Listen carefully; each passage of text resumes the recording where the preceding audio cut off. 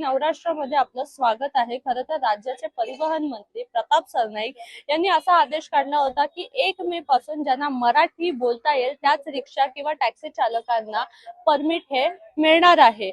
मात्र आता मराठी बोलण्यावरच नाही तर मराठी लिहिताही आलं पाहिजे असाही आदेश त्यांनी काढलेला आहे। मराठी बोललं तरच त्यांना रिक्षा चालक असू दे किंवा टॅक्सी चालक असू दे यांना परवाने हे मिळणार आहेत। तर या संदर्भात आज आपण एकंदरीत आढावा घेणार आहोत। आता जे बघितलं आपण का प्रताप सरनाईक साहेबांनी परिवहन मंत्र्यांनी सांगितलं का ज्यांना मराठी ते यायलाच पाहिजे सर्वात प्रथम, पण लिहिता पण यायला पाहिजे साहेबांनी सांगितलं। बरोबर आहे। आता बघा जो स्थानिक असेल, जो महाराष्ट्रात राहिलाय, लहानपण त्याचा महाराष्ट्रात गेलाय, तो मराठी बोलणार तर आहेच, पण त्याचं शिक्षण मराठीत जर त्याला लिहिता पण येईल, म्हणजे मराठी माणसाला ह्याच्यामध्ये कुठल्याही प्रकारचा काही प्रॉब्लेम नाहीये। प्रॉब्लेम आहे कोणाला?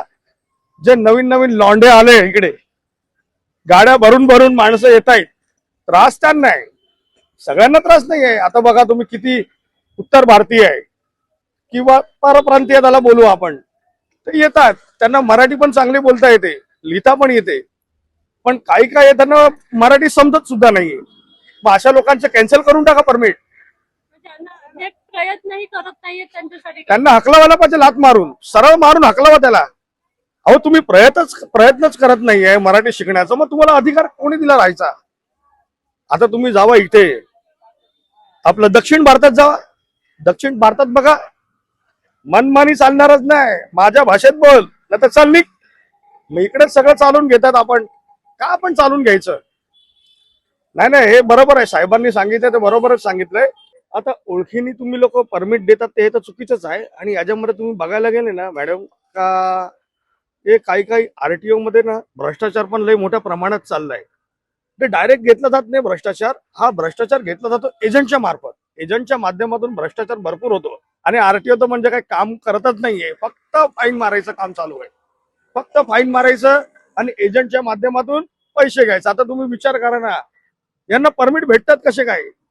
यांच्याकडे काही पुरावा नाही, पुरावा उपलब्ध करतात, आणि याला उपलब्ध करणारी पण आपलीच माणसं आहे। हा हा राहतो, त्याचा जन्म तिकडे गेला, याला मराठी लिहिता येत वाचता येत नाही, हे तुम्ही कधी पडताळणी केली नव्हती का? तुम्हाला कसं काय माहित पडलं का? आता तुम्ही नियम काढले तर ठीक आहे, तुम्ही लेट नियम काढले 2019ला, ज्या प्रकारे प्रताप सरनाईक साहेबांनी सांगितलं का 2019 पासून तुम्ही हा नियम काढले, तुमच्या ह्याच्यामध्ये तुम्ही केलं नाहीये, पण तो चांगलाच नियम आहे।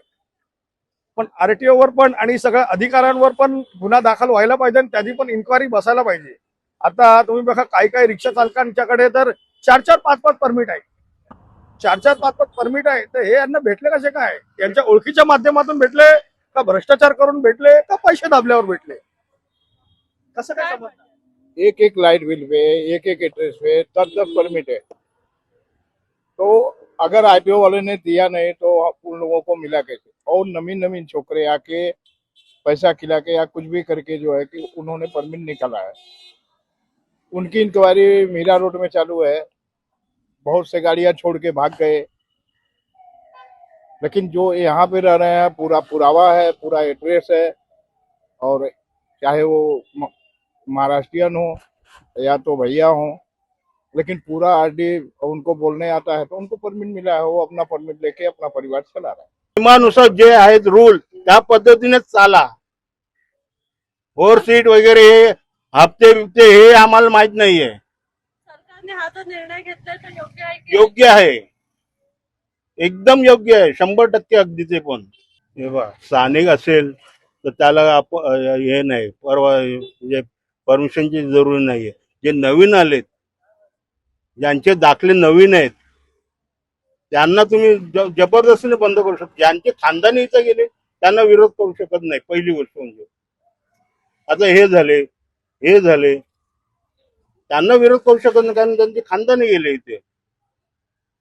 पण काही परप्रांतीय आहेत त्यांना मराठी बोलता येतं पण मराठी लिहिता येत नाही, मग अशांचे परवाने रद्द करायला हरकत नाहीये, करायला हरकत नाहीये।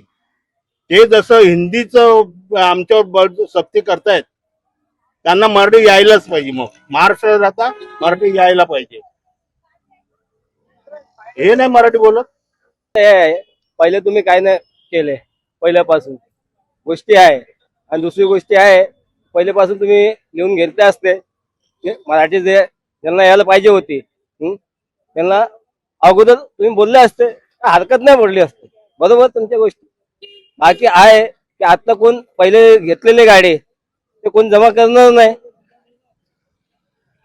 चाहे गरीब माणसं असू द्या, चाहे मोठं माणूस असू द्या. ते घेतलेले परमिट ते जमा करणार नाही. काय आहे की पहिलेपासून तुम्ही ऑप्शन घेतले असते, काय पर्याय नाही असते. आता तुम्ही ऑप्शन घेते की ज्यांना मराठी यायला पाहिजे ते राहायला पाहिजे, अशी गोष्टी नाही. त्याच्यामुळं ते आता आता जे घेते नवीन परमिट त्यांना बंद करा. त्यांना मराठी यायला पाहिजे, आता त्यांना परमिट द्यायचं. बाकी असे द्यायची गरज नाही पडलेली आहे. पण काहीकांकडे फसवणुकीचेही हे की खोटे परमिट असतात, काही काही ओळखीने परमिट मिळवतात, त्या संदर्भात काय सांगा? ते काय नाही, ज्यांच्या इथे राहायची आहे पहिले नव्हतं ऍड्रेस पत्र सगळं गावचं लावून डुप्लिकेट सर्टिफिकेट ते द्यायचं परमिट. आता ते नियम लावा ना. पहिलेपासून लावले असते का हरकत नव्हती. आता तुम्ही कुठले की पहिल्यापासून आता की मराठी बोलायला यायला पाहिजे, पहिले तेच गोष्टी केल्या असते ना, का हरकत नव्हती. ज्यांना पुरूप आहे त्यांना भेटले असते परमिट, आणि ज्यांना नाही भेटले असते. माझं मत आहे म्हणजे ते अगोदर का नाही केले हे सर्व. म्हणजे 93 पासून जे आलेले आहे तर तेव्हा कुठे होते प्रताप सर नाईक, त्या टायमाला कुठे होते. म्हणजे आज बोलतात की म्हणजे परमिट रद्द करणार, हे रद्द करणार, तर त्या टायमाला का कुठे गेले होते. त्या टायमाला झोपलेले होते का आराम. हा निर्णय योग्य आहे की अयोग्य आहे? अयोग्य आहे. काय अयोग्य आहे, का चुकलाय हा निर्णय? हे निर्णय म्हणजे आता सर्वांसाठी आहे. परमिट काय एकासाठी थोडी दिलेला आहे. जे बेरोजगार आहे त्यांना परमिट दिलेला आहे, सर्वांना थोडी परमिट दिलेला आहे. आता टीएमसी बीएमसी पोलीसवाल्यांचा सर्वांचा म्हणजे परमिट आहे, त्यांना परमिट द्यायलाच पाहिजे. नाही त्यांची नोकरी घालवा मग. मैं यहाँ बम्बई में 93 से आया हूँ और बनारस का रहने वाला हूँ। बच्चे हमारे पूरा परिवार सब यहाँ के पैदाइश है।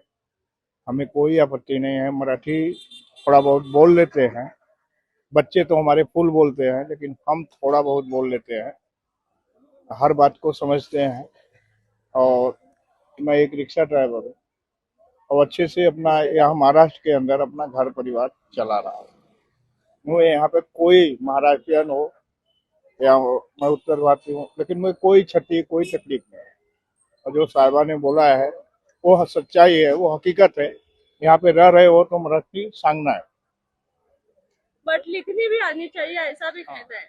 लेकिन 93 में उस समय ना स्कूल था ना कॉलेज था, हम लोग पढ़ा ही नहीं था, तो उस समय से यहाँ रहे आए हैं। अब हम लोगों को कैसा लिखने आएगा। लेकिन 93 से मैं यहाँ बम्बई में हूँ। लिखने तो नहीं आता है, लेकिन हिंदी में बोल लेता हूँ। थोड़ा पैसेंजर बैठते हैं तो उनको मराठी में बोल लेता हूँ। और यहाँ पे मुझे कोई आपत्ति कोई तकलीफ नहीं, कोई त्रास दिले।